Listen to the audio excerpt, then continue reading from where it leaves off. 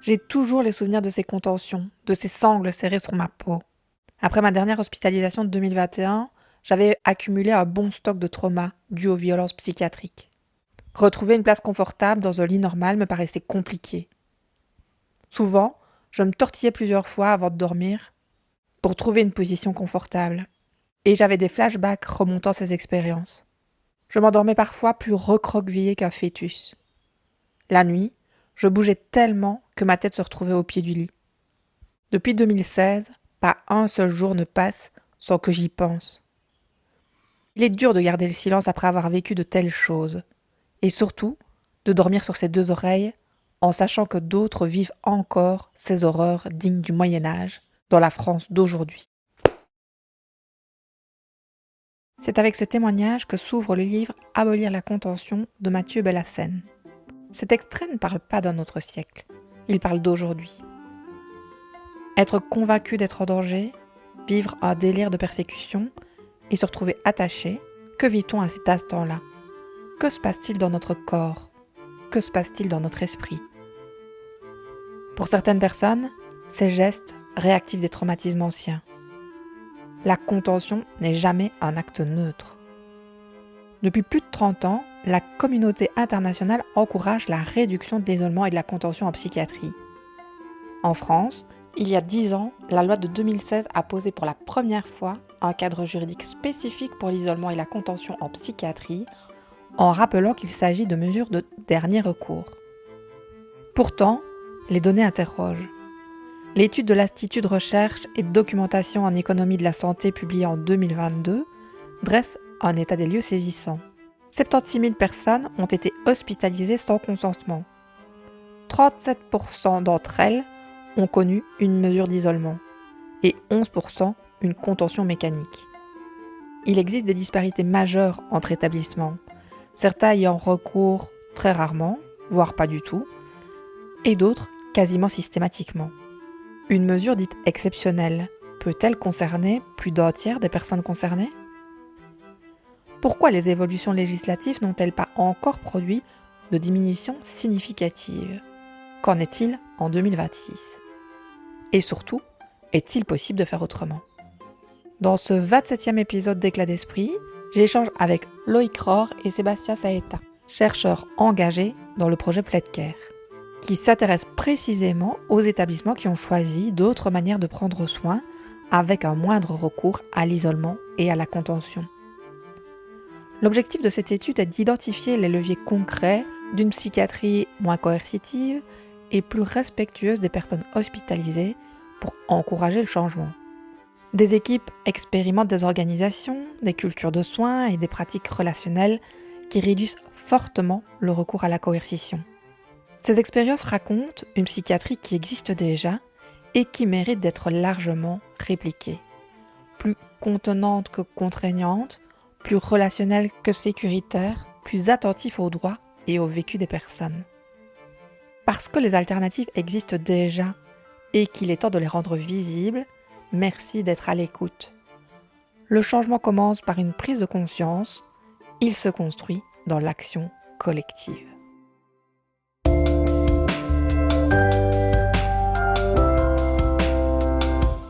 Bonjour Loïc, bonjour Sébastien, merci infiniment d'avoir accepté mon invitation. Vous avez mené une étude sur les établissements en psychiatrie peu ou moins coercitifs en vue de transformer les pratiques de l'isolement et de la contention. Donc c'est un sujet qui continue à faire débat en 2026 et c'est un sujet qui pour moi est d'intérêt général et qui mérite d'être largement partagé avec le grand public et notamment les personnes concernées et leurs proches. Et c'est notre objectif d'aujourd'hui. Avant de commencer, pour ceux qui ne vous connaissent pas déjà, qui êtes-vous? Bonjour, je suis Sébastien Saeta, sociologue qui travaille sur la psychiatrie depuis, oui, une quinzaine d'années environ. Et actuellement, je dirige un laboratoire de recherche dans une école de formation en travail social, l'ANCIS. Et je suis par ailleurs associé donc au CHU de Saint-Étienne et au laboratoire de sociologie Centre Max Weber. Loïc Rohr, moi je suis infirmier et chercheur en sciences infirmières. Et depuis maintenant une douzaine d'années, une partie du cœur de mon travail est le moindre recours à la coercition. Et du coup, je suis un des investigateurs de l'étude PlaidCare dont on va parler aujourd'hui. Donc l'étude sur laquelle vous avez travaillé, elle s'appelle PlaidCare. comme on vient de le mentionner. C'est quoi la genèse de ce projet et la complémentarité de vos profils? Donc, vous avez parlé sociologue, infirmier, enfin, voilà, comment tout ça s'est mis en place? Sur la jeunesse de la recherche, ça s'est fait en fait de façon informelle.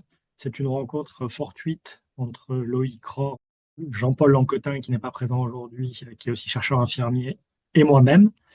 Et en fait, c'est Jean-Paul Lanquetin qui effectuait un travail de veille sur les travaux sur la psychiatrie, qui avait repéré une de mes recherches qui portait sur la critique des usagers dans les établissements psychiatriques. Et donc, il m'avait contacté pour en savoir plus sur cette étude. Et en fait, il s'avérait que moi, j'arrivais sur la région Auvergne-Rhône-Alpes à ce moment-là et que je cherchais par ailleurs à développer mon réseau et à développer des recherches aussi avec des acteurs du territoire. Donc, on a convenu d'une rencontre. Finalement, il y en a eu plusieurs. Moi, je venais plutôt avec l'idée d'étudier euh, les effets du processus d'affirmation des droits dans le champ de la psychiatrie. Et Loïc et Jean-Paul arrivaient plutôt avec l'idée d'étudier le moindre recours. Et donc, à la croisée de tout cela, on a imaginé PlaidCare. On a eu aussi l'idée de se dire, bon, si on veut faire du moindre recours, est-ce que il faudrait pas tout simplement aller voir des établissements qui, en France, sont peu coercitifs, parce que ça, voilà, les infirmiers du projet, donc Loïc et Jean-Paul, en avaient connaissance. Ils avaient connaissance d'établissements par la littérature, des articles qui étaient parus et aussi par des présentations auxquelles ils avaient pu assister. Puis je crois, Loïc, hein, que vous avez pu visiter aussi des établissements de ce type. Donc eux, ils savaient que c'était possible et on s'est dit, ben, voilà, on va essayer de comprendre comment on peut faire moins de coercition dans un établissement. Sur la complémentarité, ben, je laisse Loïc dire en quoi c'est intéressant de travailler avec des sociologues et puis moi, j'expliquerai en quoi c'est intéressant de travailler avec des infirmiers. C'est vrai qu'au début, quand on a rencontré Sébastien, moi, la sociologie, c'est quelque chose que je ne connaissais pas plus que ça. Alors moi, j'étais déjà inscrit dans de la recherche depuis pas mal d'années sans forcément avoir mis en place un travail de recherche. Je travaillais dans un petit établissement de la région lyonnaise et voilà, même s'il y avait un dispositif de recherche, on était encore assez démunis en ressources sur ces questions-là. Et c'est vrai, de rencontrer des professionnels qui ont déjà un métier très ancré dans la recherche, ça a été d'une grande richesse pour moi. Et puis, ce qui a été intéressant, et ça, on a pu le repérer du début du projet jusqu'à la fin, les sociologues m'ont vraiment permis à moi d'apporter un nouveau regard aussi sur la psychiatrie. Alors voilà, moi j'étais beaucoup dans le champ de la clinique, j'étais vraiment sur le côté pragmatique du soin et d'avoir le regard de la sociologie a permis d'élargir un petit peu les horizons en pensant aussi organisation, en pensant institution, en pensant tout un tas de choses comme ça au-delà du soin. Et du coup, ça a permis aussi de réinterroger sa propre pratique de terrain. Donc c'était une grande complémentarité, une grande richesse pour ça. Et de mon côté, le fait de travailler avec des chercheurs infirmiers, ça a considérablement enrichi mon regard. Alors, sur plusieurs plans. Déjà, c'est vrai que ça m'a permis d'avoir une vision plus fine du terrain, des pratiques, parce que Loïc et Jean-Paul avaient une très bonne connaissance de la psychiatrie française, et notamment, ils avaient en tête l'idée qu'il y a des disparités très importantes, il y a des manières de faire très différentes. Et c'est vrai que en sociologie, et notamment qualitative, on va souvent voir un terrain de manière très approfondie, donc ça a un intérêt. Mais c'est vrai qu'on des fois, on perd de vue un peu l'ensemble. Donc là, ça me permettait d'avoir cette vue d'ensemble. C'est le premier point. La question du moindre recours, c'est eux qui l'ont amené. Moi, je n'aurais pas forcément abordé la question sous cet angle, avec l'idée aussi que, en fait, finalement, regarder le moindre recours, c'est aussi pouvoir après avancer sur ces questions, dégager les leviers d'une psychiatrie moins coercitive. Et donc, c'est faire une recherche finalement avec des objectifs qui sont moins des objectifs de connaissance que des objectifs d'amélioration, de transformation des organisations. Et voilà, ça a été pour moi aussi un petit peu un tournant de se dire que finalement, la recherche, c'est pas seulement la production de connaissances, c'est aussi produire des connaissances aussi pour pouvoir après transformer les organisations et les pratiques. Et à ce sujet, on a fait un petit article dans Santé mentale, la revue Santé mentale. C'était donc l'année dernière, juillet-août 2025, si je ne me trompe pas, où on explique un peu la rencontre sociologue-infirmier et qu'on dit comment travailler ensemble et où on explique aussi ce qui a marché dans cette collaboration.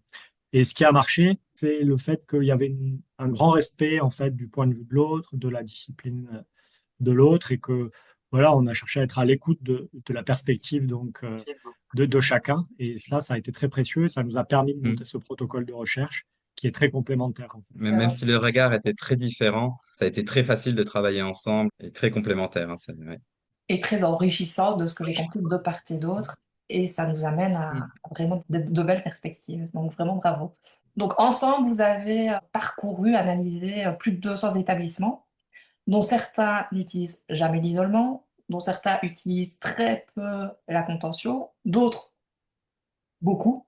Aujourd'hui, la décharge elle est grande envers les lieux de soins et les équipes qui ont très peu recours à la contention mécanique. Il ne serait pas réaliste ou pas pragmatique, où ils accueilleraient des patients peut-être moins malades ou moins difficiles, avec potentiellement plus de moyens financiers ou humains.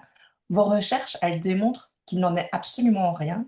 Comment est-ce que vous expliquez qu'à population du coup et à moyens comparables, certains établissements n'isolent jamais et d'autres beaucoup? C'est justement l'objet de l'étude, parce que cette disparité, on a bien pu la repérer. Alors, en effet, nous, on s'est appuyé au départ sur les rapports du contrôleur général des lieux de privation de liberté, qui avait pu aller dans tous les établissements moins coercitifs, ce qui nous donnait déjà un regard sur le recours. Et puis après, il y a l'IRDES, en effet, hein, voilà, vous avez évoqué certaines données. Les chiffres voilà, ont été rectifiés il y a quelques temps. Donc, sur 204 établissements, qui ont été repérés, enfin en tout cas dont on s'est appuyé sur les données, 18 établissements n'auraient pas recours à la contention et un seul établissement n'aurait pas recours à l'isolement. Donc en effet, ce sont des pratiques qui existent et comme l'avait évoqué Sébastien tout à l'heure, avec Jean-Paul Langtin, on avait des travaux avec certains établissements dont on connaissait l'historicité en termes de moindre recours à l'isolement et à la contention. Et c'était justement la démarche de notre étude. Au lieu d'aller regarder ces établissements qui avaient beaucoup recours pour essayer de comprendre pourquoi il y avait autant de recours, et ben nous, on a fait la démarche inverse, une démarche qui se fonde sur la salutogenèse, ou justement d'aller investiguer les établissements qui n'ont pas ou peu recours pour essayer de comprendre justement comment ils font et essayer de comprendre cette disparité. Hein, et ça a été vraiment l'objet de l'étude sur lequel on reviendra au fur et à mesure de nos échanges. Oui, et je voulais aussi préciser que ces variations entre établissements, elles se repèrent dans différents pays, hein, Allemagne, Norvège, États-Unis, hein, pour les pays qui l'ont étudié, et probablement il y en a bien d'autres à citer. Donc c'est pas propre à la France, hein, c'est vrai qu'on remarque d'importantes variations, et qui, ces études le montrent, hein, ne sont pas liées aux caractéristiques des patients, ou en tout cas pas uniquement liées aux caractéristiques des patients, qui en fait n'expliquent qu'une faible partie des variations. Donc le mystère reste entier, hein, se dire comment ça se fait qu'on a de telles variations, et en l'occurrence ici, on peut les nommer comme étant des disparités, hein, c'est-à-dire des variations quelque part injustifiées, hein, et qui sont liées effectivement à des différences dans la manière de travailler, des différences organisationnelles, et effectivement, on va revenir sur tous ces éléments au cours de l'échange. Voilà, nous on s'est dit, on va aller regarder les établissements les plus vertueux, hein, entre guillemets, pour essayer de comprendre ces variations. C'était une démarche un petit peu originale. Donc à cette étape-ci, ce qu'on peut déjà noter, c'est que ce n'est pas une fatalité d'avoir recours à tout ça. Il y a des moyens de faire autrement. Et c'est ça qui me semble très important de mettre en avant. En plus de ça, on n'a aucun élément qui vient appuyer le fait que, enfin, ce ne sont pas du tout des soins thérapeutiques, ni l'isolement, ni la contention. Est-ce qu'on peut dire ça aujourd'hui? En effet, si on s'intéresse à la littérature scientifique sur la question des vertus thérapeutiques de l'isolement, aujourd'hui, on n'a aucune donnée en cette faveur-là, hein. Au contraire, on a beaucoup d'études qui vont parler des effets négatifs, notamment sur le vécu des usagers, hein. La question du traumatisme aujourd'hui, c'est quelque chose qui est démontré dans le vécu de l'isolement, de la contention. Après, si on parle de coercition aussi au sens plus large et qu'on va au-delà de la question de l'isolement et de la contention, je pense notamment aux restrictions de liberté. Alors voilà, on sait que la contrainte en général peut être délétère dans la prise en soin du patient, mais on sait aussi qu'aujourd'hui, c'est un outil qui nous permet peut-être d'accéder aux soins à un moment. On a besoin à des moments aussi, pour notamment à visée de protection et de sécurité de la personne, parfois d'avoir recours à des restrictions de liberté aussi pour pouvoir amorcer quelque chose de thérapeutique aussi. Mais en effet, ce n'est pas la coercition en elle-même. En tout cas, aujourd'hui, avec les données qu'on a, ce n'est pas la coercition en elle-même qui a des vertus thérapeutiques, mais c'est ce qu'on va pouvoir proposer à côté. Et toutes les réflexions qu'on a justement, c'est comment proposer toutes ces choses à côté qui ont des vertus thérapeutiques sans avoir recours à la coercition. Et c'était justement l'idée aussi de comprendre comment ces établissements-là pouvaient accompagner les patients au quotidien sans avoir recours à des mesures particulières, notamment d'isolement, aide, contention. Voilà, comment cet accompagnement pouvait se faire sans ces outils aujourd'hui qui sont encore beaucoup utilisés en psychiatrie aussi, des pratiques à qui on prête parfois des vertus justement thérapeutiques, mais qui aujourd'hui ne sont pas reconnues par la littérature. Oui, je voulais compléter ce que disait Loïc sur cette question des effets thérapeutiques, qui a pu être rapporté par des patients au cours de l'étude Pledker, c'est que, par exemple, pour l'isolement, il pouvait y avoir des effets, sinon thérapeutiques, en tout cas des choses que soulignaient les patients comme ayant quelque part accompagné la gestion de la crise. Je m'explique. En fait, il y a des patients qui ont dit, ben, c'est vrai que d'être dans une chambre un peu coupée, d'être un peu mis à l'écart, d'avoir un environnement un peu plus épuré, moins de stimulation, etc., ça a pu me faire du bien. Et notamment, c'était un jeune patient qui disait qu'il interprétait tout ce qu'il voyait autour de lui, tout était matière à interprétation et voilà, c'était compliqué. Et de se retrouver effectivement dans une chambre plus épurée, ça lui a permis de se calmer, de s'apaiser. Sur la question de l'isolement, justement, enfin, on peut tout à fait imaginer aussi de produire les mêmes effets, mais dans un dispositif où on n'enferme pas forcément la personne à clé, toute seule, etc. Donc on peut se dire qu'on peut isoler peut-être de ce qui potentiellement est utile et peut permettre d'apaiser la personne dans ce genre de situation sans pour autant recourir à la coercition.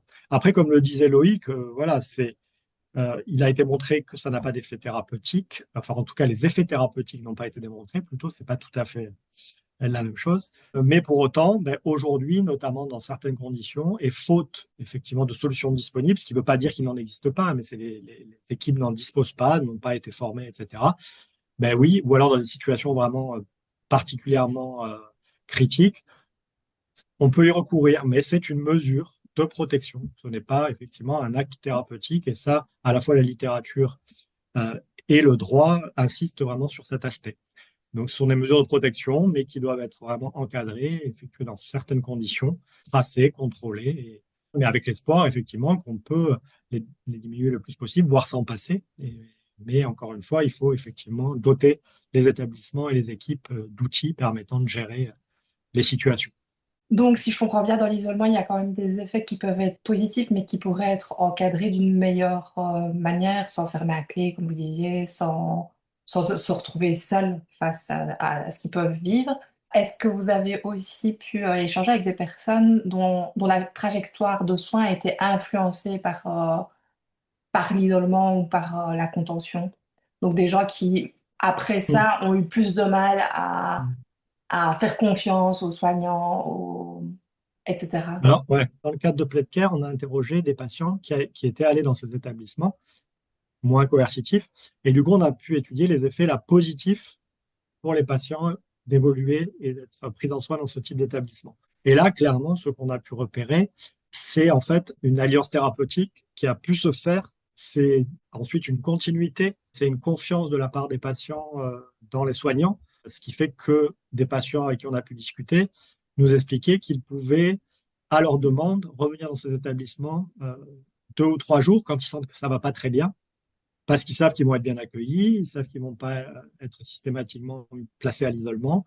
Et donc, il y a une forme de confiance en l'institution. Donc, il y a vraiment un effet vertueux de la moindre coercition sur les parcours des patients. Alors, on sentait que ces patients qu'on a pu interroger dans le cadre de PledCare avaient une perception globalement positive et des soignants et de l'institution psychiatrique. Ils étaient capables de comparer, de dire à tel endroit, c'était affreux, j'ai un très mauvais souvenir, mais dans cet établissement, ça s'est bien passé et j'y retourne régulièrement. Alors moi, j'ai travaillé aussi dans un centre médico-psychologique. J'ai eu beaucoup de retours d'expérience de patients aussi qui, pendant un parcours d'hospitalisation, ont vécu une période d'isolement et de contention, par exemple, et qui, parfois, 10, 15 ans après, parlent toujours de ce vécu principalement négatif et qui peuvent dire justement à quel point ça a pu impacter aussi la relation qu'ils pouvaient avoir avec les soignants. Et ça, c'est des choses qu'on retrouve dans la littérature. Alors, sans forcément cibler la question d'isolement, mais voilà, il y a des éléments qui sont en faveur de l'idée que la contrainte en elle-même vient aussi impacter le parcours d'hospitalisation, mais parfois le parcours de soins aussi de la personne, en retardant notamment le rétablissement, en impactant négativement la relation soignant-soigné. Donc voilà, ce qu'on a pu repérer, c'est voilà, déjà quand il y a une mesure de soins sans consentement, et en effet, si en plus il y a une mesure d'isolement et une mesure de contention, et ben forcément le risque est d'autant plus fort aussi d'impacter au moins, en tout cas, le parcours de soins de la personne. Et on peut imaginer en effet, je n'ai pas forcément en tête toutes les données à ce niveau-là, mais on peut imaginer que ça puisse avoir un impact sur parfois certaines trajectoires de vie, notamment avec le potentiel traumatique aussi de ces mesures qui, ça, sont repérées aujourd'hui. Oui, et je pense qu'il y a des études à faire, des travaux plus approfondis qui suivraient des personnes pour voir les effets exacts et à la fois de la coercition et de la moins de coercition sur les parcours de soins et aussi de vie. Il y a un chantier à mener aussi sur cette question dans une perspective un petit peu qualitative notamment. Alors là, je propose qu'on réintègre un peu notre conversation dans le cadre juridique. C'est quoi aujourd'hui? Voilà, c'est quoi l'évolution et où est-ce qu'on en est aujourd'hui? Qu'est-ce qu'on attend des établissements? Enfin, qu'est-ce que la loi dit? Depuis ouais, une quinzaine d'années environ, la coercition tend à être encadrée en France. Elle l'est à l'international plusieurs décennies, mais en France, effectivement, ça remonte au début de la décennie 2010. Ce sont d'abord les soins sans consentement qui ont fait l'objet d'un encadrement. Donc, ils sont à la fois définis, il y a la notion de durée, le contrôle par un juge. Et à partir de 2016, ça a été le tour de l'isolement et de la contention. On a suivi le même chemin, suite notamment à des QPC, questions prioritaires de constitutionnalité, soulevées par des avocats qui représentaient des usagers.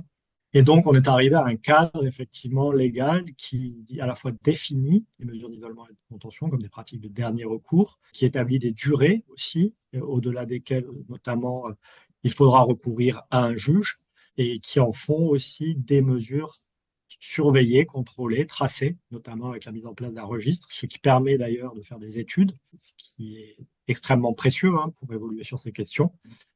Donc, on a un cadre, effectivement, qui est plutôt favorable à la diminution de la coercition. Mais tout l'enjeu, effectivement, c'est de voir quels peuvent être les effets de ce cadre législatif sur les pratiques.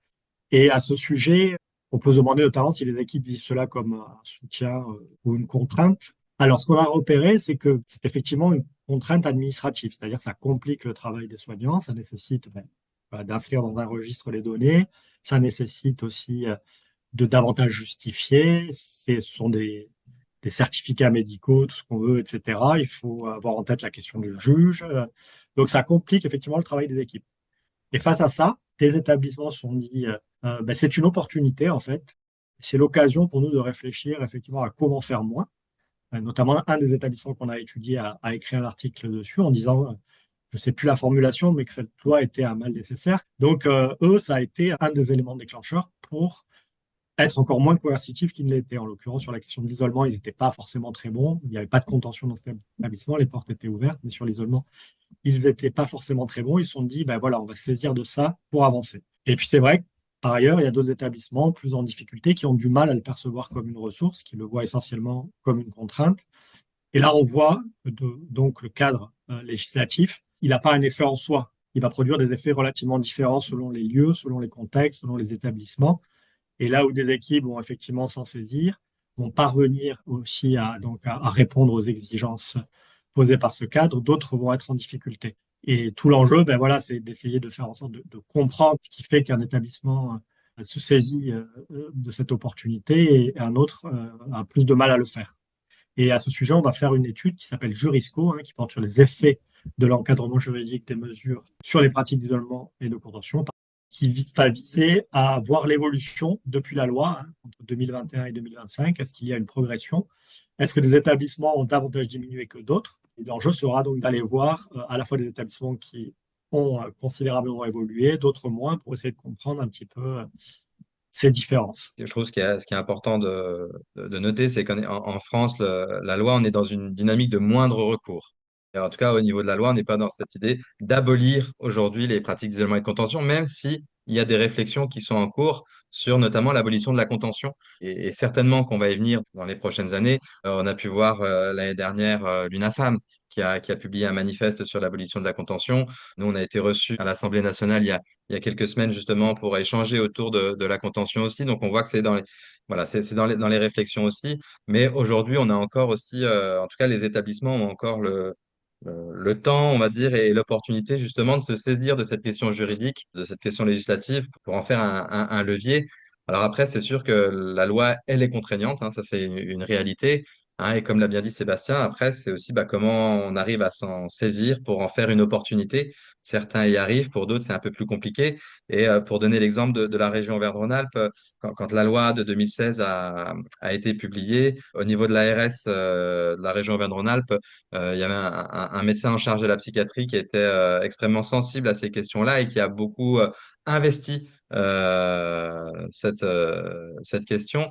Et donc, voilà, il y avait par de la formation, par des séminaires annuels organisés dans les établissements de la région, on a pu très vite repérer des effets en termes de moindre recours. Donc là, on remonte dans les années voilà, de 2017, 2018, 2019.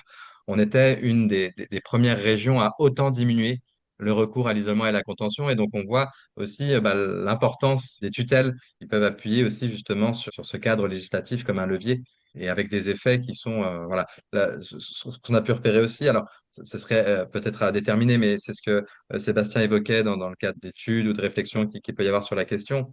La loi semble avoir eu des effets. Hein, déjà sur les pratiques. Moi, j'interviens dans le cadre de formation dans à peu près 80 établissements en France. On a pu repérer que quasiment tous les établissements ont eu une diminution du recours, en tout cas, au moins de manière déclarative. La contention se fait de manière de plus en plus exceptionnelle. Moi, quand j'ai commencé à travailler il y a une quinzaine d'années, la contention, c'était tous les jours. Aujourd'hui, c'est même pas une fois par mois. Ça dépend des établissements, hein, bien encore une fois, mais la loi a déjà eu des effets aussi. Et en effet, tout l'intérêt, ce serait de les évaluer et de regarder aujourd'hui où on en est. Oui, et ce qu'il faudra regarder, c'est les durées aussi, parce qu'il y a pu avoir une évolution importante sur la question des durées. C'est pas pareil de mettre une personne à l'isolement, allez, 24 heures, que de la mettre plusieurs jours d'affilée, voire semaines. Donc, il faudra aussi regarder cet aspect-là. Et je précise que Jurisco sera mené en collaboration avec l'IRDES, hein, et notamment Coralie Gandré et Magali Coldefi, qui travaillent sur ces questions depuis plusieurs années, et aussi avec un laboratoire de droit, donc le CERCRID, à l'Université Jean Monnet, qui va nous permettre d'étudier Donc finement ces Jurisco, effets. une étude qui va débuter et je me demandais du coup pour l'étude Pletker, l'ensemble des résultats, ils sont attendus pour quand? Ils sortent au fur et à mesure, on va dire, parce que bon, la temporalité de la recherche est parfois pas celle de l'action. Et là, en l'occurrence, on tente de publier à l'international et on a soumis un article il y a quelque temps. L'article nous est revenu avec de bonnes évaluations, malgré tout beaucoup de travail. Il fallait le reprendre et donc on va le resoumettre à nouveau avec l'espoir qu'il soit cette fois définitivement accepté et publié. Donc ça, ce sera un article qui présentera une bonne partie des résultats. Après, nous espérons d'autres articles, hein, évidemment. On a vraiment énormément de données, donc on a beaucoup de choses à dire, mais après, il faut du temps pour les exploiter. Et on espère aussi synthétiser tout cela dans un ouvrage qui permettrait aussi au grand public pouvoir prendre connaissance de nos résultats. Donc, un ouvrage à mi-chemin entre un ouvrage scientifique et un ouvrage grand public. Une idée de la date de parution? Pas avant 2027, hein, ça c'est certain. Ok, merci. Alors, qu'apprend-on des établissements qui réussissent à se passer ou à moins utiliser l'isolement et la contention? Qu'est-ce qui les distingue réellement d'autres établissements? Quand on a fait l'étude Pletker et quand on est allé dans ces établissements, ce qui nous a marqué, c'est une ambiance particulière quand on y arrive dans ces établissements-là. Moi, c'est vrai que le premier terme qui me vient quand on arrive dans ces établissements, c'est la légèreté. On arrive, bah, c'est vrai que c'est calme, il y a des sourires, on voit qu'il y a une relation soignant-soigné qui tend à une certaine horizontalité. Partout où on est allé, on a été très bien accueillis. Hein, alors bon, on venait regarder des pratiques vertueuses, donc peut-être que ça aide aussi. Mais voilà, ça a été voilà, une qualité d'accueil qui a été repérée dès le début de nos investigations. Vraiment un sentiment de quiétude dans ces établissements-là. Alors, non sans situation parfois difficile, hein, Il y avait des situations du quotidien qui parfois étaient assez difficiles, mais on voit qu'il y avait quelque chose quand même au niveau du lien à l'autre qui était particulier, alors qu'on a pu repérer dans les services avec les usagers, mais parfois à d'autres niveaux aussi, et notamment au niveau d'une institution, des liens entre professionnels de différents métiers, de différentes catégories professionnelles. Et ça, c'est des éléments qui nous ont un peu marqués. Alors, quand on est allé observer, on est allé dans les unités, mais on s'est imprégné de l'ambiance de l'hôpital. On a marché aussi dans les parcs. Et c'est vrai que c'est une quiétude, je trouve, qu'on ressentait un petit peu à tous les niveaux d'un établissement avec les personnes qu'on pouvait croiser et rencontrer dans ces différents lieux. Et quiétude, du coup, qui doit être aussi bénéfique pour les professionnels que pour les patients, finalement. Plus on est bien dans son lieu de travail, plus on peut être aussi disponible et à l'écoute des besoins des autres. Forcément, ça vient impacter la qualité de vie au travail aussi, hein. Et ça, on a pu le repérer aussi dans l'étude. On a vu une sorte de cercle vertueux de la moindre coercition. Il y a des rapports, notamment j'ai en tête un rapport du Comité consultatif national d'éthique qui pointe justement la perte de sens dans nos établissements, alors pas que psychiatriques. Et nous, ce qu'on a pu repérer justement, c'est que ce moindre recours observé dans ces établissements-là entraîne chez le professionnel un certain engagement, une envie de s'engager, d'être particulièrement disponible auprès des patients parce qu'on se rend compte des effets que ça a sur le lien, que des effets que ça peut avoir sur le soin. Et du coup, on a des professionnels qui sont particulièrement engagés et impliqués. Mais bon, ça a un coût aussi, hein, parce que c'est très épuisant aussi cet engagement-là.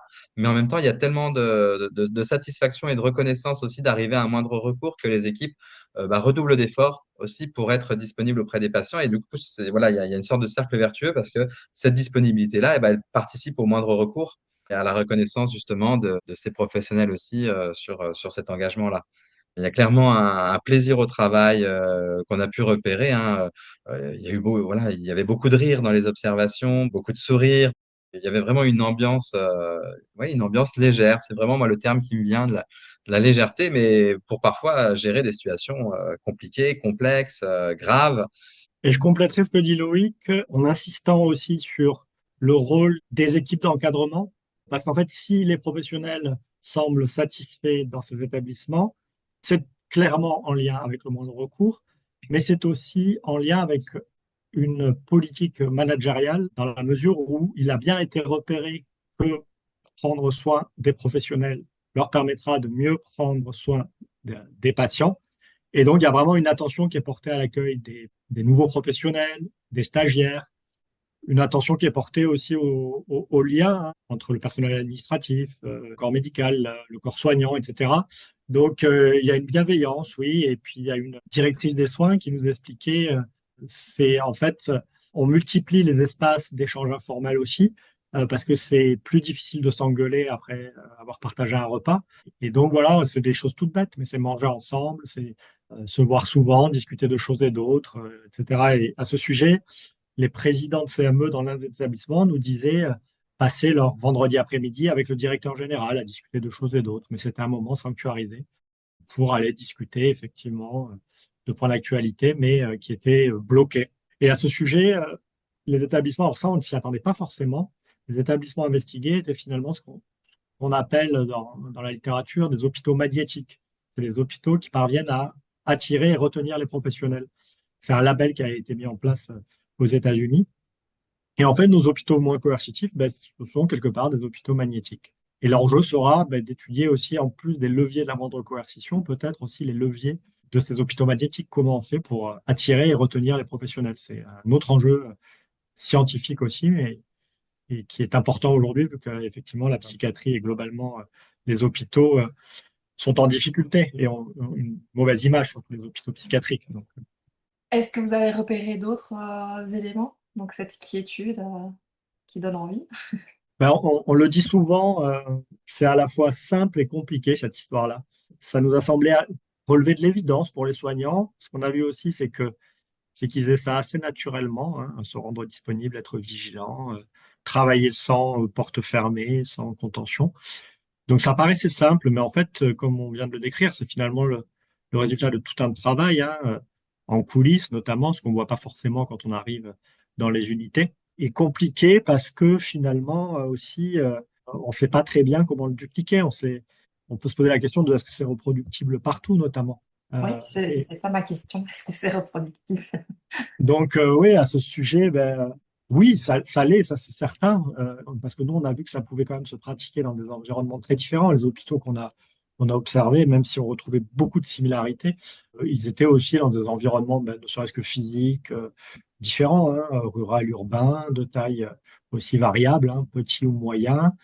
On a pu voir aussi des services au sein de gros établissements qui parvenaient à être moins coercitifs. En revanche, on a vu, c'est vrai que plus l'établissement était gros, plus c'était compliqué d'avoir des pratiques homogènes et plus on risquait d'avoir des disparités entre services, entre pôles et secteurs, etc.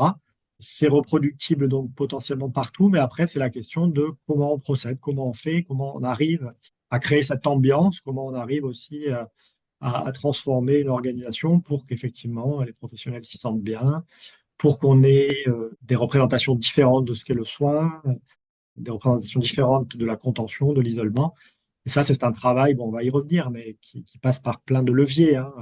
Ce que je relève là, c'est que c'est finalement plus en lien avec des facteurs humains que directement liés à la profession. Enfin, c'est l'ambiance qu'on arrive à créer entre professionnels, mais aussi entre patients et professionnels. Enfin, ça relève plus des relations qu'on peut créer avec les gens. Et sur l'aspect qu'est-ce que le soin en psychiatrie, je laisse Loïc répondre. Oui, je pense qu'il y a en effet une grande part de facteurs humains. Après, il y a aussi, je pense, des facteurs organisationnels. Et c'est un peu justement les résultats de notre étude. La question de l'humain, en effet, a une importance particulièrement forte et à tous les niveaux, que ce soit dans la relation entre les soignants et les patients, mais que ce soit aussi les relations entre les professionnels. Alors aujourd'hui, on a des expériences en France qui montrent que c'est reproductible, mais parfois avec des fragilités aussi, avec des limites. Moi, j'ai travaillé dans une unité où on a drastiquement diminué le recours à l'isolement et à la contention. Mais voilà, il y avait des limites aussi parce que dans une institution, eh ben, on n'avance pas forcément tous à la même vitesse aussi dans ces réflexions. On n'a pas forcément tous ce même regard. Un des éléments, par exemple, très déterminants qu'on a repéré, nous, dans l'étude plétière, c'est le rapport au risque dans une institution. Et d'ailleurs, il y a des écrits à ce niveau-là, mais en psychiatrie, on a besoin de prendre des risques et on peut imaginer que plus les risques qui sont pris à différents niveaux d'une institution, eh ben, plus aussi on peut avoir d'opportunités justement d'accompagner nos patients. Sauf que bah, on voit qu'il y a une très grande variabilité aussi dans les établissements à ce niveau-là. Un élément de soin, on va dire, qui arrivait régulièrement dans les échanges, c'est la question de la soustraction aux soins, de la fugue. Dans les établissements où on est intervenu, la fugue était intégrée dans les pratiques comme, voilà, comme quelque chose qui peut peut-être avoir des vertus thérapeutiques. En tout cas, c'était comme ça que ça nous a été présenté dans ces établissements-là, des patients qui partent, mais souvent pour mieux revenir aussi. Alors qu'on sait que dans certains établissements, quand il y a cette question de fugue qui émerge dans les discours ou même dans les pratiques, c'est une faute. Et donc, forcément, il y a des rapports comme ça qui parfois vont limiter cette reproductibilité. Et Sébastien l'a bien évoqué aussi, la question leadership, la place de l'encadrement, mais de l'encadrement à différents niveaux. On a repéré des binômes très forts dans ces institutions-là. Déjà, au niveau d'unité de soins, le cadre de proximité et le chef de service. À l'échelle du pôle, eh ben, le chef de pôle et le cadre supérieur de santé. Et à l'échelle de l'établissement, le directeur de l'établissement et le président de CME, qui sont des binômes très forts qui portent justement cette culture aussi, avec parfois en plus des personnalités aussi de la psychiatrie qui sont venues à un moment impulser une dynamique, impulser une culture de soins. Et forcément, des repérages qu'on a fait, c'est quand il y a des difficultés à ce niveau-là, et ben forcément, ça va être des freins. Ça ne veut pas dire que c'est pas possible, hein, mais en tout cas, ça va être peut-être parfois certaines limites. Moi, dans mon expérience personnelle de cette unité dans laquelle j'ai travaillé, avec laquelle on a beaucoup diminué le recours à l'isolement et à la contention, c'est un travail qui s'est fait dans une unité, mais qui n'a pas forcément été pensé au niveau d'une institution.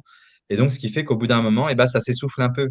Parce qu'il manque justement ce portage-là institutionnel, même si voilà, il y a eu un soutien, et il a fallu plusieurs années avant qu'il y ait quelque chose qui puisse se diffuser, qui puisse être porté aussi, suite au départ de certains professionnels, à l'arrivée de d'autres qui étaient davantage dans cette culture. Et ça, on a pu repérer à tous les niveaux en effet, c'est fragile. Des Mm. établissements qui sont aujourd'hui moins coercitifs, parfois tendent à de nouveau avoir des pratiques à interroger aussi, parce que mouvement de professionnels, parce que changement d'organisation, parce que pression de certaines tutelles ou autres. Et ça, c'est tout le défi justement de cette de reproductibilité, enfin, au-delà de la reproductibilité, je trouve, c'est de la pérennisation aussi de ce moindre recours-là. hein, et comment justement on vient rendre cette culture de soins pérenne pour qu'elle puisse affronter les départs de professionnels, pour qu'elle puisse affronter aussi les attaques de la société, hein, parce que c'est aussi ça qui est difficile dans les hôpitaux, c'est on nous demande de maintenir une certaine sécurité sociétale aussi, tout en préservant les libertés individuelles de chacun. Et on est toujours dans cet entre-deux aussi qui est parfois difficile à porter dans les établissements. On sait que c'est possible. On a suffisamment d'expérience, alors internationale, mais aujourd'hui nationale aussi, qui démontre que c'est possible, que c'est reproductible. Après, voilà, il y a tout un tas de facteurs qui vont contribuer à ça. Et tout le défi, justement, c'est de coordonner, d'harmoniser tout ça aussi pour rendre les choses le plus pérennes possible. Et c'est là où c'est important que chaque territoire, du coup, évolue en parallèle pour qu'effectivement, quand des professionnels changent de secteur, ce soit une culture de soins, mais qui soit, j'ai envie de dire, internationale, et qui viennent aussi rejoindre, comme on le disait, le grand public, en fait. Ce besoin de sécurité, enfin, si on apprenait tous à mieux savoir ce que c'est le rétablissement, à mieux connaître le rétablissement, et du coup à réduire la peur et du coup ce besoin de sécurité. Je pense que ça contribuerait aussi à réduire tout ça. Enfin, je pense que tout est lié, que ce n'est pas qu'une problématique au niveau de la psychiatrie, mais que enfin, chaque citoyen doit être mieux Mm. informé des réalités du terrain, des réalités de la maladie, des réalités des soins, etc. Enfin, voilà, ça c'est mon regard très personnel Oui, mais de mon vous avez tout à fait expérience. raison. C'est citoyen, c'est aussi politique, c'est aussi, il y a tout un tas de... Oui, Et qui oui. viennent tout soutenir, justement, ce leadership propre aux établissements et puis du coup répercuter sur les professionnels. Enfin, voilà. Oui, et à ce sujet, ben, les infirmiers qui arrivent en psychiatrie, ce sont des citoyens au départ. Ils arrivent porteurs de représentation, et si effectivement ils arrivent avec des représentations négatives, il va falloir déployer d'autant plus d'efforts pour déconstruire ces représentations. Aussi, on sait aussi que la formation des infirmiers en psychiatrie a connu des évolutions et qu'ils sont moins formés qu'avant, avec la disparition du diplôme d'ISP. Le tout cumulé fait qu'effectivement, des infirmiers arrivent en psychiatrie avec ces représentations-là, du patient, des troubles psychiques, etc. Donc, et juste, je voulais rajouter par rapport les leviers de pérennisation dont parlait Loïc. L'enjeu, c'est la pérennisation, parce qu'effectivement, c'est fragile même dans les établissements moins coercitifs. L'inscription des valeurs est très importante. Les inscrire dans un projet d'établissement, et à ce sujet, un des établissements étudiés, il a inscrit dans son avant-dernier projet d'établissement l'interdiction de la contention. Il a aussi inscrit les valeurs d'ouverture.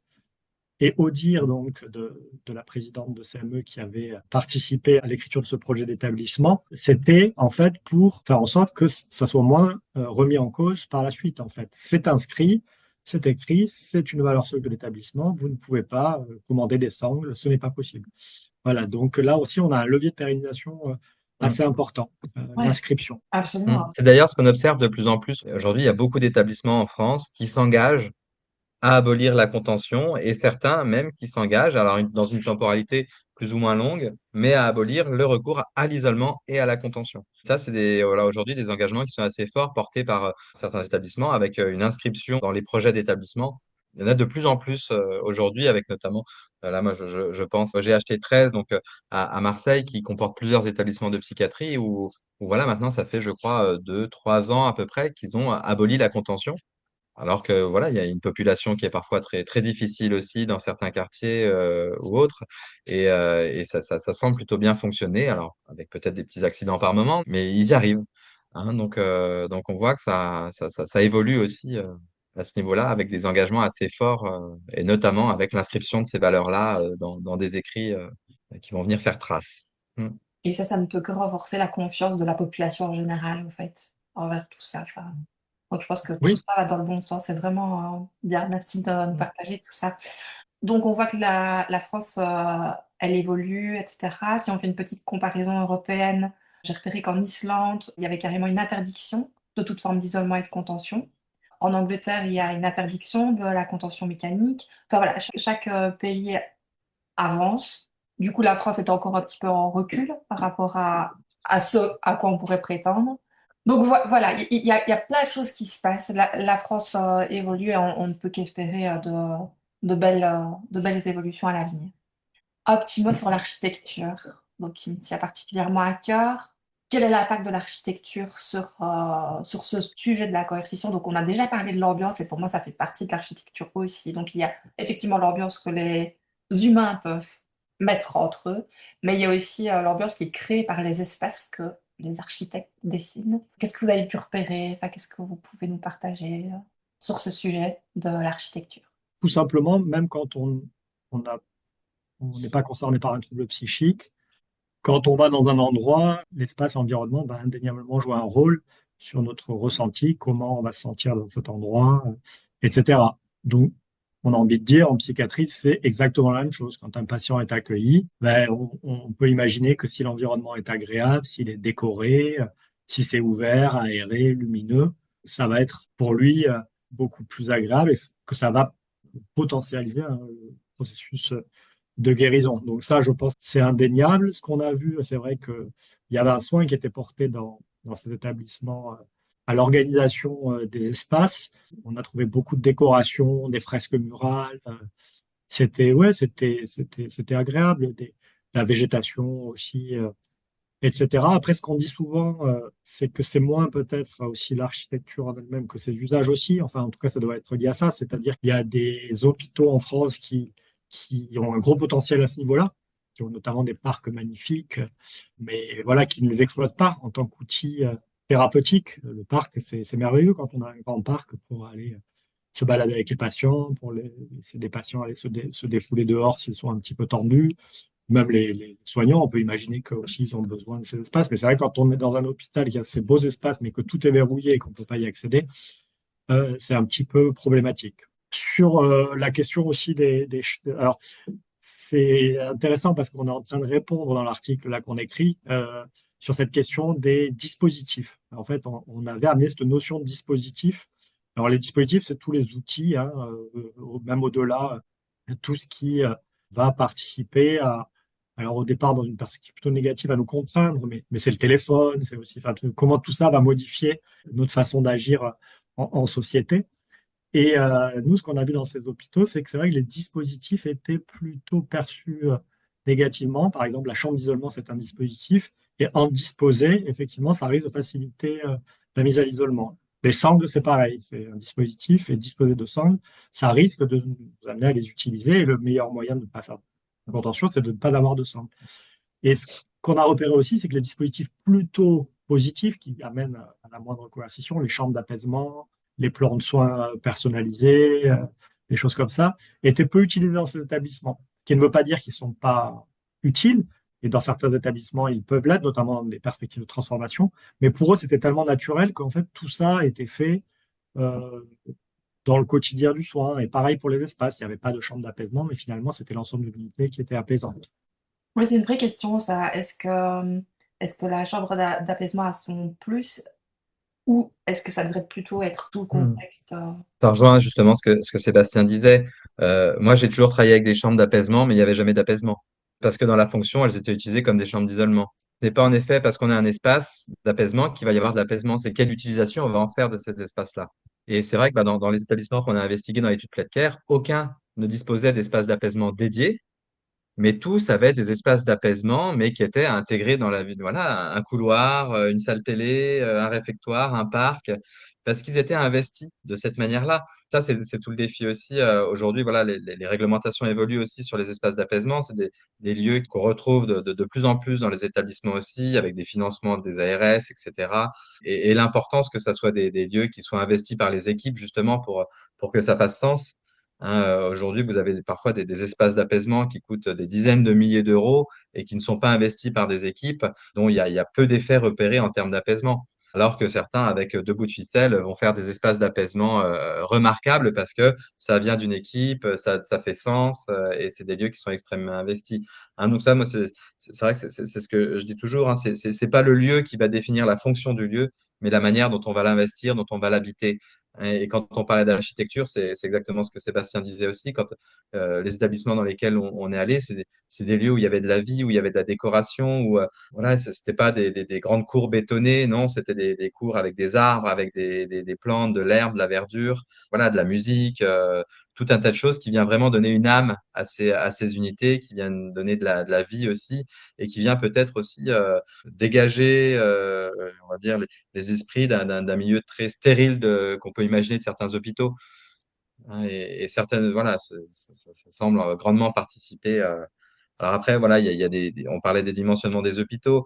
Il y a des dimensionnements qui ont l'air d'être facilitants, des hôpitaux qui fonctionnent un petit peu sur la mode d'hôpitaux villages, avec des fonctionnements pavillonnaires. Ça semble, ouais, mais voilà, ça semble faciliter les choses, mais ça ne veut pas dire que, voilà, on a investigué des établissements aussi qui étaient dans des immeubles, entre guillemets, des grosses architectures, et ça fonctionne aussi. Mais forcément il va y avoir des facilités, des limites dans l'un et dans les autres. Mais je pense qu'en effet, le plus important, c'est comment c'est investi. Et comme le disait Sébastien aussi, la présence de dispositifs bah, fait qu'on s'en sert aussi. Hein. Il y a une étude qui montre que bah, quand on n'a pas d'espace d'isolement, et ben on n'isole pas. Alors c'est peut-être un peu bête, hein, mais il y a une étude qui le montre. Hein, et en effet, quand on n'a pas de sangle, ben, on n'attache pas non plus. Et on fait autrement. Et ça marche. Et de ce qu'on a pu voir, c'est qu'on y arrive. Voilà, c'est ça. Par contre, si je ne me trompe pas, il y a les normes ARS qui imposent encore aujourd'hui des chambres d'isolement. Oui, Donc, enfin, ça, c'est aussi quelque chose à faire évoluer à un moment ou à un autre. Qu'effectivement, tant qu'on impose que ça existe, on tend à y recourir. oui, ça semble être un peu un impensé dans ce fameux décret ou arrêté, je sais plus, qui effectivement dit il faut une chambre d'isolement et une chambre d'apaisement dans tous les hôpitaux, qui partirait peut-être d'une bonne intention au sens où Mm. l'isolement doit être pratiqué dans de bonnes conditions, de manière sécurisée. Il ne faut pas faire n'importe quoi. Vous n'allez pas enfermer les patients dans les chambres ou dans des chambres où le patient peut se blesser, etc. Mais c'est vrai qu'il n'y a pas eu cette réflexion sur ben, finalement, est-ce que c'est pas entériner de l'isolement et que la psychiatrie est coercitive et pas eu de réflexion non plus sur ce que ça peut produire effectivement une chambre d'isolement par rapport à un endroit où il n'y a pas d'espace dédié, où du coup c'est plus difficile d'isoler et du coup on isole. Alors Loïc a dit dans certains cas c'est effectivement pas, mais dans d'autres finalement on isole moins, on isole peu et sur des durées très courtes parce qu'on n'a pas d'espace effectivement tout propre, tout sécurisé. On peut mettre à l'autre bout de l'hôpital comme ça, avec un sas qui fait qu'on n'entend pas les cris et les coups. Et ça, on l'a vu dans un des hôpitaux, la chambre dite, c'était pas une chambre d'isolement, c'était une chambre où parfois les patients étaient isolés, était juste à côté du bureau infirmier. Et du coup, les infirmiers étaient au plus près du patient, ouvraient dès qu'ils le pouvaient, etc. Mais je pense que voilà, il faut vraiment qu'il y ait une réflexion à ce sujet. C'est complexe, hein, mais il faut qu'il y ait une réflexion à ce sujet parce qu'il ne faut pas effectivement. Enfin, l'enfer n'est pas avec bonnes intentions, mais c'est vrai que du coup, ce décret-là, il peut compliquer la tâche de certains établissements et aller dans le sens de davantage de coercition. Donc, c'est dommage. Oui, absolument. Oui, et sur les dispositifs aussi, je voulais juste préciser, Mm. les serrures, les portes, c'est des dispositifs aussi, la possibilité de pouvoir fermer effectivement un espace. Et ça, on a vu effectivement que c'est tout bête, mais ouvrir une unité d'hospitalisation, ça participe déjà à potentiellement diminuer le recours à l'isolement et à la contention. Ça a bien été montré par des études et ça nous a été confirmé par les professionnels rencontrés. On a pu l'observer nous-mêmes. De laisser un service ouvert, c'est effectivement, ça a des effets vertueux parce que ça diminue le niveau de tension en fait dans l'unité. Donc, on a envie de dire aux établissements qui veulent tenter l'aventure, mais commencez peut-être par ça, ouvrez le bureau infirmier, ouvrez l'unité. Et c'est ce qu'a fait Édouard Toulouse à Marseille. Ils disent qu'une des premières choses qu'ils ont faites pour abolir la contention et pour aussi diminuer le recours à l'isolement, c'est d'ouvrir les unités. C'est ce qui vient d'être fait à Bruxelles, à l'hôpital universitaire de Bruxelles. D'accord. Voilà. Ils viennent de décider d'ouvrir. Après, ça a été mûrement réfléchi depuis pas mal de temps. C'est quelque chose qu'ils viennent de mettre en place.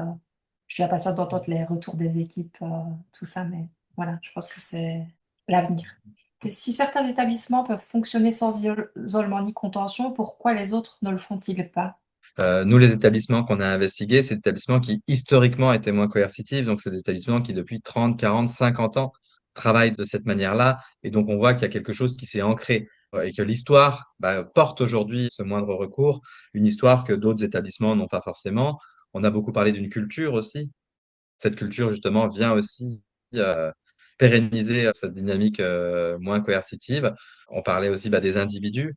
Il y a des établissements où, en effet, il y a cette préoccupation de la moindre coercition qui est extrêmement présente, avec une culture qui commence de plus en plus à faire socle, et d'autres, on est moins dans cette même dynamique pour tout un tas de raisons diverses et variées.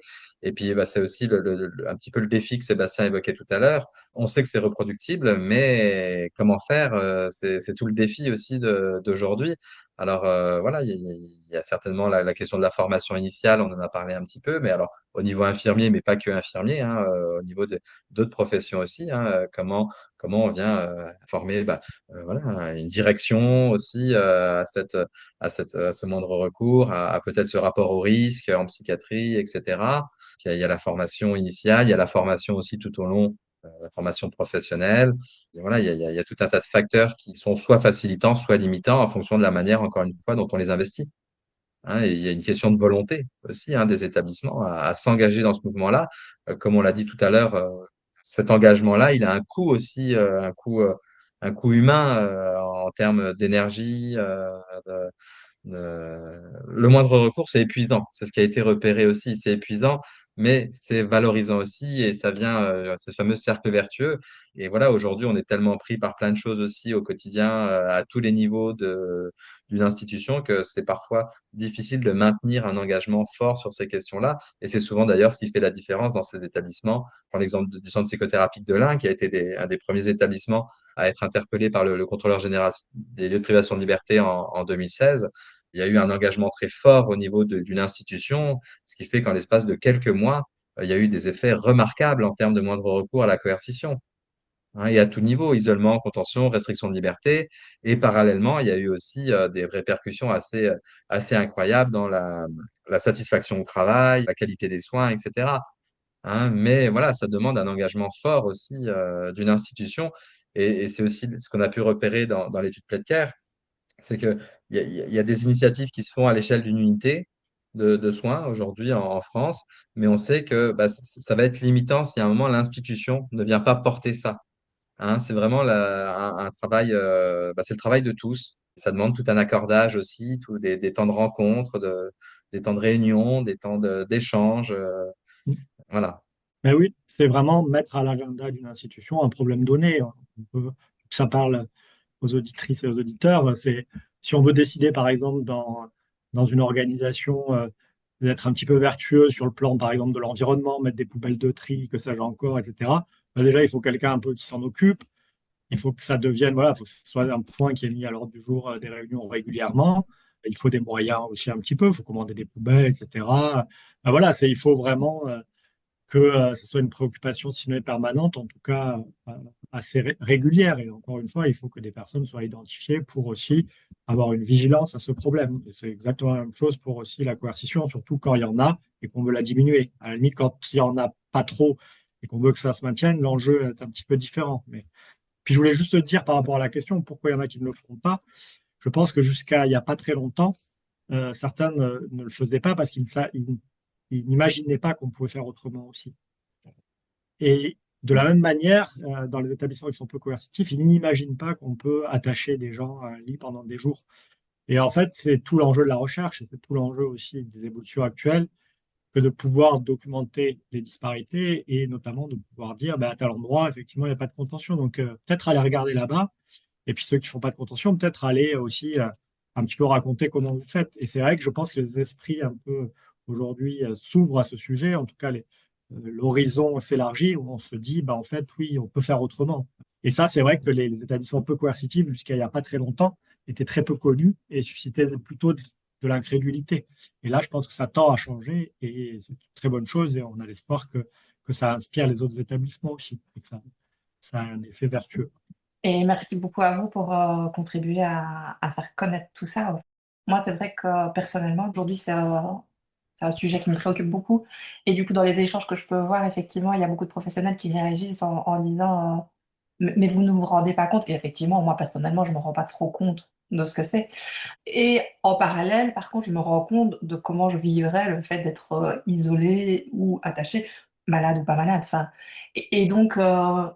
donc voilà, je pense qu'effectivement, c'est une nécessité. Enfin, merci beaucoup à vous de mettre en avant le fait que ça existe qu'il y en a qui arrivent et que du coup on peut tous évoluer dans ce sens-là. Parce que voilà, c'est hyper important, aussi bien comme on disait tout à l'heure, dans la population générale, parce que finalement la population générale, c'est elle qui va fournir prochainement les nouveaux infirmiers, les nouveaux soignants, les nouveaux médecins, les nouveaux juges. Enfin, voilà. Et donc le fait qu'on évolue tous, que notre culture de la maladie, du trouble et du rétablissement évolue tous ensemble, ce n'est que très positif et c'est d'ailleurs pour ça qu'on est là aujourd'hui. Donc on a déjà basculé vers les perspectives avec ce qui aurait à faire. Est-ce que vous voyez d'autres éléments au niveau national qui permettraient vraiment de soutenir cette transformation des pratiques? La loi a commencé à évoluer, ou même il y a eu des lois tout simplement sur ce sujet. Donc, je pense qu'il faut poursuivre dans ce sens. La question de l'interdiction de la contention qu'évoquait Loïc pourrait être un moyen effectivement d'avancer sur ces questions. On voit que c'est possible, on voit que des pays l'ont fait, on peut s'en inspirer. Après, il faut vraiment être vigilant à comment on fait, comment on procède à cette évolution, et notamment en termes d'accompagnement des équipes et de tout ce qu'on a pu décrire jusqu'ici. C'est-à-dire, il faut que ça soit un changement assez global au niveau et de l'institution et des territoires et de la société dans son ensemble.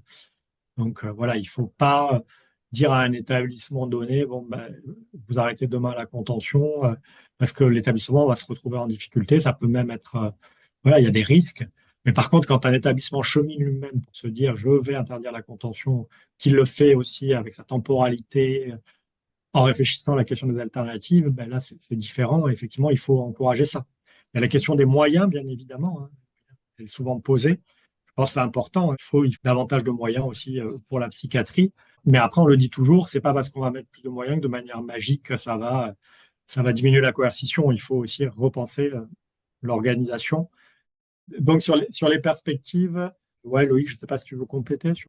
Quand même des choses qui sont discutées au niveau national sur la question de l'isolement et de la contention et qui tendent vers cette diminution-là. Je pense que dans les prochaines années, il y aura certainement Hmm. des choses qui vont se mettre en place. On parlait de l'abolition de la contention.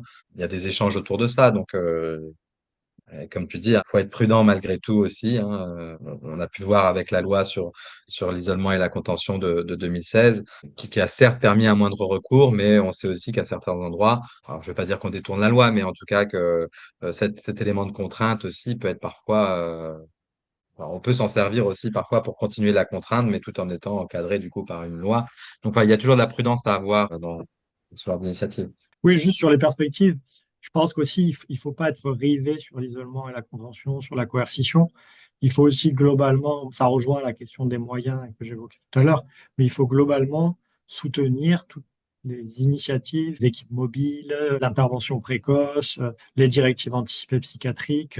Il faut soutenir aussi tout ce qui peut permettre une meilleure prise en soin et qui forcément euh, comprendra moins de coercition. Il ne faut pas non plus être trop rivé sur isolement, contorsion, comment faire, etc. C'est aussi assez global. Et en fait, de fait, mettre en place ces directives anticipées psychiatriques, ça aura un effet, donc donner davantage la parole aux patients et à leurs proches, ça aura un effet vertueux, et ça a été montré d'ailleurs, que ça produit une diminution du recours aux soins sans consentement et potentiellement à l'isolement aussi. Oui, ce que tu dis, c'est important, en effet, Sébastien, parce qu'on se rend compte que tous ces établissements qui ont peu recours à l'isolement et à la contention, et même ces établissements qui aujourd'hui se transforment sur ces questions-là, ce n'est pas en agissant directement sur l'isolement et la contention qu'ils arrivent à un moindre recours, mais c'est en effet en agissant sur plein d'autres choses, comme l'ouverture des portes, comme l'investissement des espaces de l'unité ou du parc, de l'hôpital, c'est le travail en réseau, c'est tout un tas de choses. Et bah, voilà, c'est ce qu'on va appeler la prévention primaire au final. C'est tout ce qu'on va pouvoir déployer bien en amont d'une situation de tension, d'agitation. Et donc, on n'est pas forcément dans la pratique d'isolement et de contention. Et pourtant, aujourd'hui, ce qui est repéré, c'est que ça a un fort impact sur le moindre recours. Et ce que je note aussi, c'est pas nécessairement les lois, etc., qui peuvent mettre en difficulté certaines équipes qui permettent de faciliter le changement, mais ça vient plutôt des équipes en elles-mêmes qui cheminent par rapport à tout ce qui est proposé par ailleurs, aux alternatives qui existent, etc., et qui arrivent à se les approprier pas à pas dans leurs propres services avec leurs propres équipes. Oui, c'est ça, il ne faut pas que ça soit une démarche trop brutale, trop moralisatrice non plus, culpabilisatrice. Parce que ça, on sait que c'est contre-productif. C'est quasiment une évidence, mais on sait qu'en procédant comme ça, effectivement, ça va pas produire les effets escomptés. Donc, c'est aussi de la pédagogie. Il faut agir au niveau de la formation, hein. On parlait de la formation des infirmiers. Ça, il faut repenser la formation. C'est une évidence, à la fois la formation initiale, mais continue aussi, toutes les formations, permettre aux professionnels aussi d'évoluer, d'effectuer des formations. Et ça, on l'a vu dans les établissements étudiés. Ils étaient encouragés à cela. Voilà, on facilitait le départ d'un professionnel une semaine donnée pour aller effectivement faire telle formation. C'est un investissement. Là où ailleurs, on peut dire oui, bah, ouais, non, on est quand même là, c'est un peu tendu là le service, ça va être compliqué. Ben, là-bas, on disait bon, ben oui, vas-y, c'est important. Et c'est du travail au long cours en fait, faire monter en compétence les équipes. Est-ce qu'il y a une formation qui ressort de l'étude Pletker et qui puisse contribuer à aider les équipes qui auraient envie d'initier ces changements aussi chez eux? Alors, oui, ce qui a toujours été mon intérêt dans la recherche, c'est un moment de pouvoir transmettre ses savoirs. Il y a des éléments de repérage qu'on a fait dans Platecare qui sont du coup importants, beaucoup d'éléments qu'on a pu évoquer au final lors de nos échanges là, qui sont importants de transmettre. Donc, il y a une formation qui est née du coup des résultats de Platecare, hein, entre autres, qui porte le même nom d'ailleurs. Et l'idée, c'est de transmettre les résultats de l'étude Platecare. Et ce qui est intéressant de voir, c'est qu'en effet, il y a beaucoup de lieux où je peux intervenir en formation où on ne sait pas que c'est possible. On se rend compte que dès qu'on amène un petit peu d'ouverture dans les esprits des professionnels qui participent aux formations et de toute catégorie professionnelle, et ça, ce serait intéressant de l'évaluer un jour d'ailleurs, eh ben, on voit que ça amène de l'ouverture aussi dans les idées, dans la créativité et certainement dans les perspectives de moindre recours. Et c'est tout l'intérêt justement, je trouve, de la recherche et de l'associer à des outils de transmission comme ça, comme la formation. Après, on est beaucoup intervenu aussi dans des congrès pour parler d'études Pletker. Mais oui, c'est vraiment l'idée. Tout ce travail-là, c'est de pouvoir le réintégrer au plus proche de la pratique du quotidien, donc dans les unités de soins. Et du coup, pour les personnes qui nous écouteraient et qui auraient envie de se former, comment est-ce qu'on on contacte qui? Comment est-ce qu'ils Eh font? ben, on me contacte moi directement. Ok. Du coup, en descriptif, on mettra vos coordonnées. Voilà, l'organisme qui porte ces formations, il s'appelle Recherche et Formation. Hein, c'est exactement ce que je viens de dire, hein, c'est s'appuyer sur la recherche pour intégrer les résultats au travers de la formation. C'est vraiment l'idée. Donc voilà, c'est moi qui m'occupe de tout ça. Donc vous pouvez me contacter sans souci. Merci. Juste, je précise aussi de mon côté, il est convenu qu'avec Loïc, on en parle, notamment pour évaluer les effets de ces formations, etc., pour montrer qu'effectivement, quels effets ça produit, si ça fonctionne ou non, comment les améliorer, etc. Mais moi, parallèlement aussi à la question de la formation, il me tiendra à cœur de développer des recherches-actions interventionnelles aussi. Ça reste à préciser, mais sur la question, par exemple, de l'attractivité. Comment, effectivement, favoriser l'attractivité des établissements, dont on a vu que c'est un levier de moins de coercition, et plus globalement que ça favorise, enfin, que ça augmente la qualité des soins, ben, comment faire, effectivement, en allant s'inspirer effectivement des établissements attractifs et en essayant de voir dans des établissements qui ne le sont pas, comment on peut, par le biais d'une recherche-action, développer cet aspect-là. Là, de belles perspectives. Vous avez un dernier message pour ceux qui nous écoutent, personnes concernées, proches, grand public, équipe soignante éventuellement, en quête de changement. Déjà, un message aussi qui est porté aussi par notre étude, c'est montrer déjà que c'est possible. Le moindre recours à l'isolement et à la contention est possible. On le voit à l'international, on le voit en France aussi. Ça existe et qu'on a tous un rôle à jouer dans cette dynamique-là, que ce soit au niveau des professionnels du soin, mais que ce soit au niveau, en effet, de la société. On en a parlé un petit peu aussi, au niveau des politiques et qu'au final, on va dire la réussite et l'ambition qu'on peut avoir en France sur cette question du moindre recours à l'isolement et à la contention, voire peut-être plus largement aussi de la coercition, elle dépend de nous tous et de notre engagement à porter cette dynamique-là. Donc voilà, on espère que l'étude Pletker va contribuer à participer à ce mouvement-là. Hein, et c'est pour ça aussi que nous, voilà, Sébastien, moi et les autres collègues de l'équipe Petcare, on a l'ambition aussi de continuer à faire vivre ce projet. On a parlé d'un ouvrage, voilà, on a parlé de la formation. Il y a encore plein de projets aussi qui risquent d'arriver par la suite en lien avec cette étude-là. Le fait de participer à ce podcast-là aussi y contribue, où là, voilà, pour la première fois, on essaye de toucher un autre public aussi que le public qu'on peut avoir en congrès, par exemple, ou en formation. Et c'est vraiment l'idée parce que chacun a un rôle à jouer dans cette dynamique-là. Donc voilà, moi, en tout cas, ce serait le message que je voudrais en effet transmettre un petit peu à tout le monde. C'est voilà, on a tous un rôle à jouer, qu'on soit concerné ou pas, mais on est tous susceptibles demain d'être concernés aussi.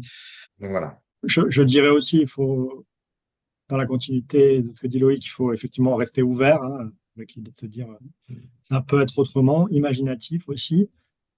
Et puis voilà, se dire que les choses avancent, vont continuer d'avancer. Il y a vraiment plein de belles initiatives sur le territoire français et au-delà en psychiatrie. C'est une discipline assez ambivalente, enfin ambivalente, je sais pas, mais en tout cas contrastée, où effectivement on trouve des choses très compliquées, des choses qui peuvent scandaliser, mais à la fois des professionnels très engagés, des idées très originales.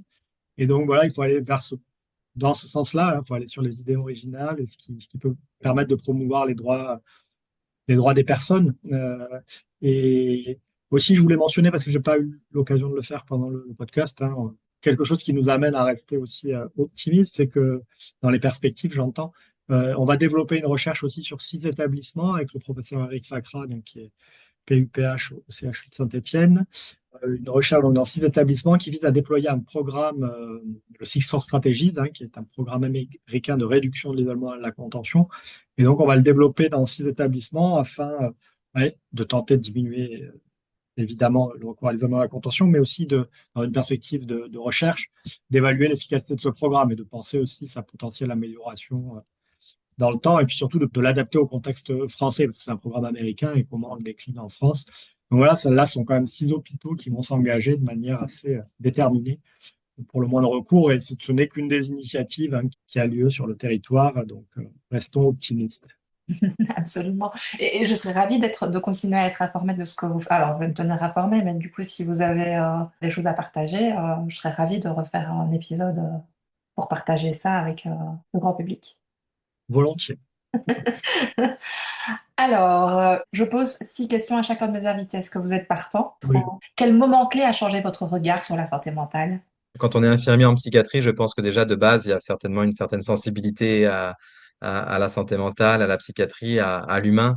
Après, moi, il y a des éléments de mon parcours qui ont été assez déterminants parce que moi, quand j'ai commencé ma carrière d'infirmier, je travaillais au quotidien avec de l'isolement et de la contention.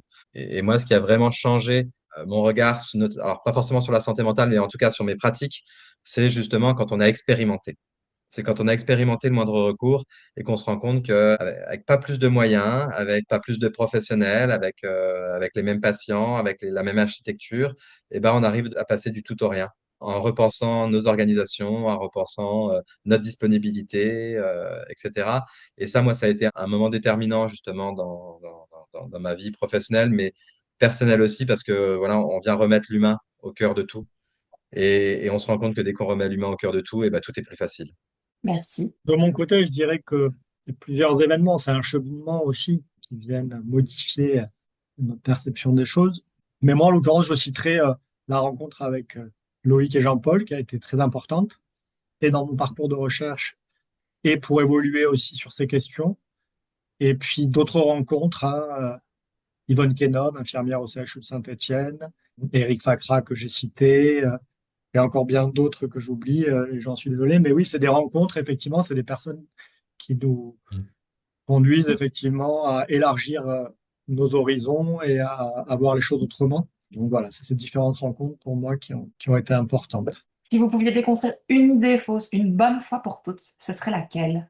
Oui, sur cette question de la moindre coercition, c'est vraiment d'arrêter de penser que les hôpitaux moins coercitifs ont des patients moins malades, ont davantage de moyens ou envoient leurs patients difficiles ailleurs, etc. C'est quelque chose qui revient extrêmement souvent, qui en fait empêche d'avancer sur ces questions.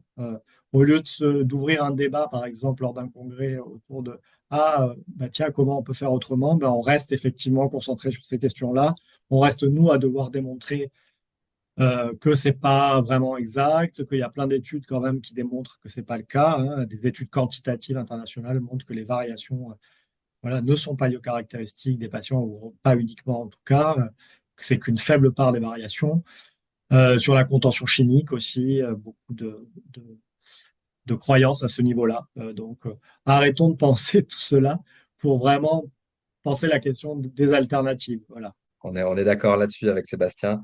Est-ce que vous voyez des innovations, peu importe le domaine, y compris architectural, qui pourraient révolutionner notre façon d'aborder la santé mentale et donc sa prise en charge pour les années à venir?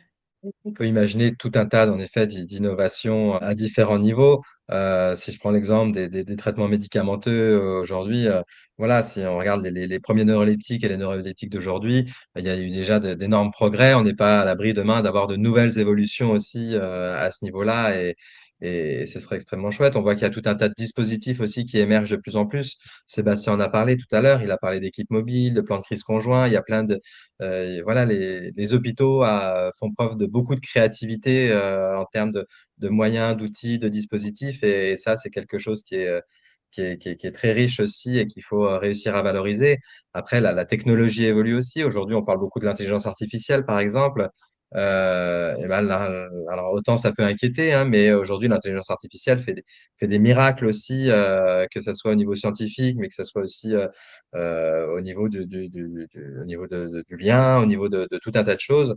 Donc, donc voilà, tout dépendra encore une fois de l'investissement aussi qu'on met sur ces questions-là. Mais je pense que énormément de choses sont possibles à l'avenir en termes d'innovation, que ce soit voilà, au niveau du droit, au niveau des politiques, au niveau scientifique, au niveau de la technologie, au niveau des architectures aussi. Les hôpitaux d'aujourd'hui ont grandement évolué sur ces questions-là aussi. Donc non, je pense qu'il faut être optimiste sur ce qui est possible. Et encore une fois, bah, c'est à chacun de nous aussi d'être acteur de ces innovations-là. Et j'ose espérer que notre travail en tant que chercheur, Sébastien, moi et toute notre équipe, et notamment par Pledcare, contribue à ces innovations-là. Y a-t-il un livre, un film, une œuvre, une rencontre qui vous a profondément marqué sur le sujet de la santé mentale ou des troubles psychiques? Moi, il y a particulièrement une personne avec laquelle j'ai travaillé pendant une dizaine d'années aussi et qui participe avec nous au travail de recherche aussi qu'on a pu citer, qui est Jean-Paul Langtin, qui est infirmier de secteur psychiatrique et qui, moi, quand je suis arrivé à l'hôpital, j'ai été très vite en lien avec lui, qui était déjà dans une dynamique de recherche et qui très rapidement m'a permis, moi, d'avoir cette ouverture aussi, de comprendre mon travail, de mettre des mots sur ce que je faisais et du coup d'y mettre du sens. Et cette mise en sens de mon travail, bah voilà, m'a permis cette ouverture, m'a permis de rentrer dans des projets comme Pledcare ou autres. Et en effet, ça a profondément marqué ma trajectoire professionnelle.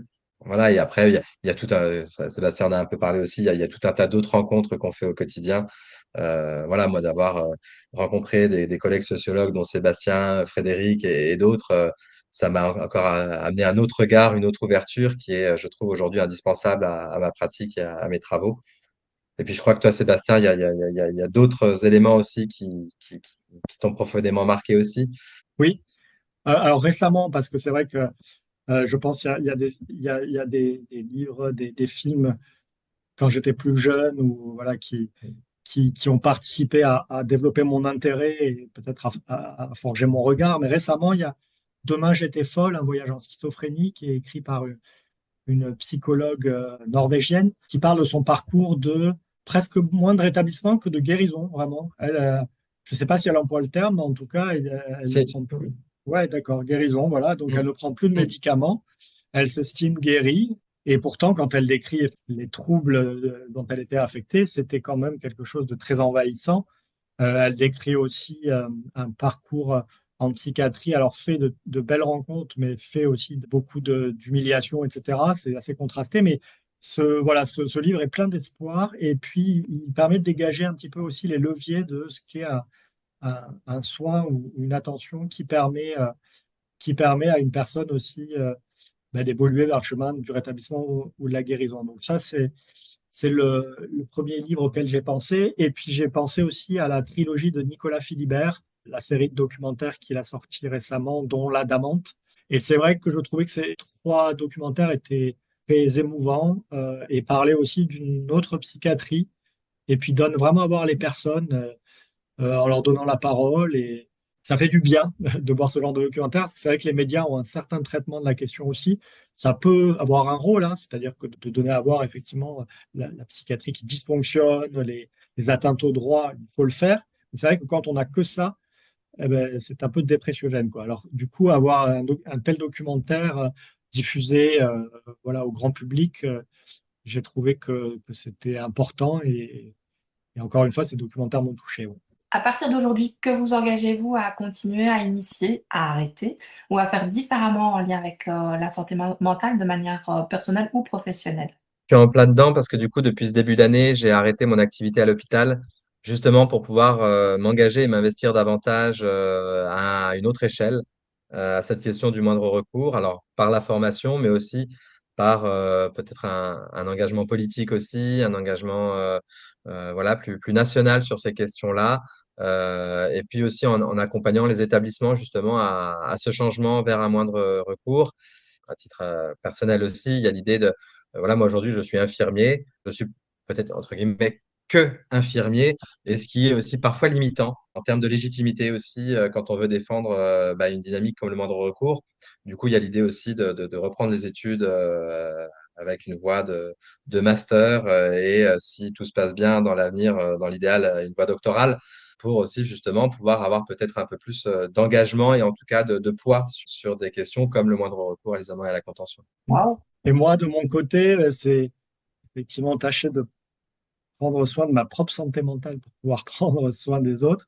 Ça passerait par moins travailler parce qu'aujourd'hui, c'est comment dire, on est vraiment dans le quantitatif, énormément de choses, grosse charge de travail et j'aimerais arriver à quelque chose de plus qualitatif aussi euh, et, et pour avoir le temps aussi de, voilà, aussi de prendre davantage soin de mes proches, mes amis, famille, collègues aussi, dans la continuité de tout ce qu'on a pu dire.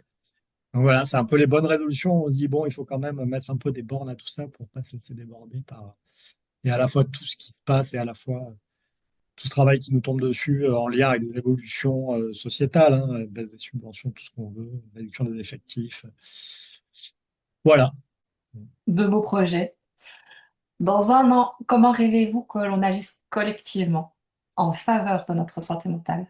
Le rêve que j'aurais à ce niveau-là, c'est vraiment un rêve d'unité, et notamment en lien avec bah, toutes les transformations qui s'opèrent en psychiatrie, où souvent on est souvent dans un schéma vertical, descendant, quelque chose comme ça. Et moi, j'aspire vraiment à quelque chose qui vienne du cœur du terrain, du cœur de la pratique, du cœur du soin.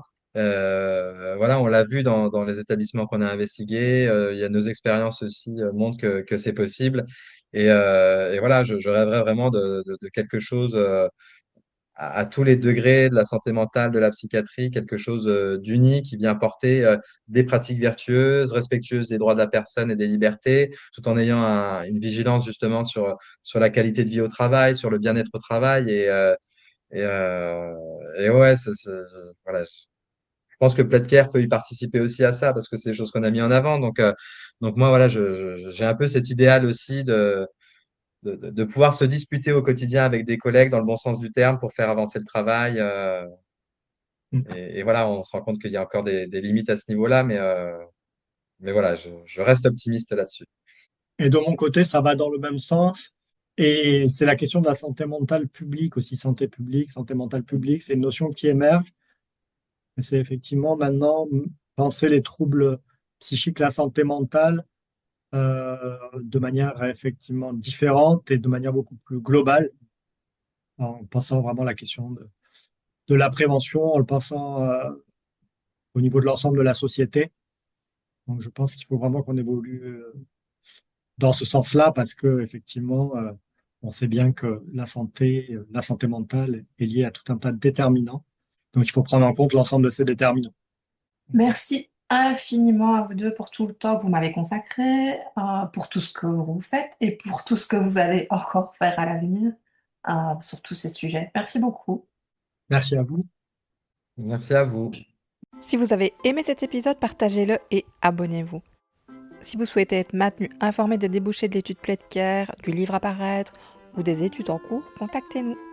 Si vous souhaitez proposer des sujets, soulever des questions, partager vos réflexions, vous trouverez mes coordonnées dans le descriptif. Dans 15 jours, j'aurai le plaisir de m'entretenir avec Jérôme Anglebert. Psychologue clinicien et docteur en psychologie, il est également professeur et chercheur dans différentes universités belges.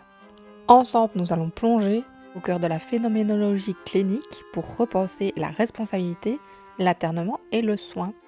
Que signifient réellement ces mots lorsque l'on cesse de penser en catégories diagnostiques et que l'on revient à l'humain en situation?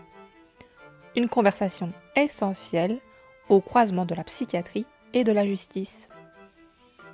À très vite et d'ici là, prenez soin de vous et des vôtres.